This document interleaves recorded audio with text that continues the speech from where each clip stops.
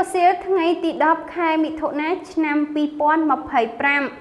ឯឧត្តមសេនីយ៍ទូទានសុផាន់វង្សនៃសេនាធិការរងកងទ័ពជើងគោក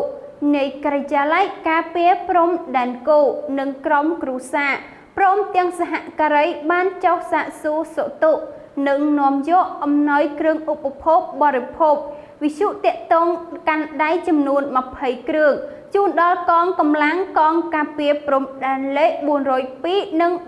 403កំពុងឈរជើងការពារបូរណភាពទឹកដីទិសយុទ្ធភូមិភាគទី4នៅក្នុងនោះឧត្តមសេនីយ៍ទូទានសុផាន់វង្សបានពំនាំការសាកសួរសុទុពីសំណាក់ឯកឧត្តមនៃឧត្តមសេនីយ៍ម៉ៅសុផាន់អគ្គមេបញ្ជាការរងនៃកងយុទ្ធពលខេមរៈភូមិន្ទមេបញ្ជាការកងទ័ពជើងគោកនិងថ្នាក់ដឹកនាំនៃបញ្ជាការដ្ឋានកងទ័ពជើងគោកជូនដល់កងកម្លាំង